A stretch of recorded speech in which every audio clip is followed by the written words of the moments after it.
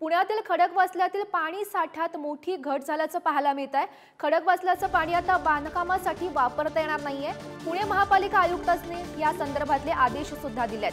पिण्याचे पाणी वापरल्यास बांधकाम आता बंद ठेवावं लागेल अशा सुद्धा सूचना देण्यात आल्यात। महत्त्वाची बातमी आपण पाहतोय। पुणेकरांसाठी चिंताजनक अशी बातमी। पुण्यातील खडकवासल्यातील पाणी साठ्यात आता मोठी घट झाल्याचं पाहायला मिळत आहे। पुण्यातून आपण ही महत्त्वाची बातमी पाहतोय आणि या संदर्भात माहिती देत आहेत आमचे प्रतिनिधी ज्ञानेश्वर चौतमल सध्या आपल्या सोबत आहेत। ज्ञानेश्वर, महत्त्वाची बातमी आपण खरं तर पाहतोय। पुण्यातील खडकवासल्यातील पाणी साठ्यात आता मोठी घट झाल्याचं पाहायला मिळत आहे।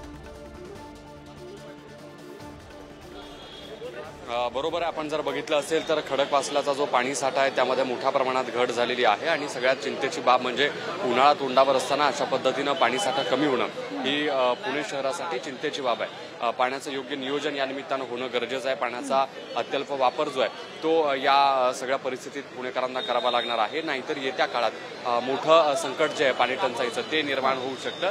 आणि अशा पद्धतीनं सूचना ज्या आहेत त्या पालिकेच्या वतीनं देण्यात येत आहेत की पाण्याचा वापर जो आहे तो काळजीपूर्वक करायला हवा। नक्कीच ज्ञानेश्वर, धन्यवाद दिलेल्या या माहितीसाठी। तर पुणेकरांसाठी चिंताजनक अशी बातमी आपण पाहतोय।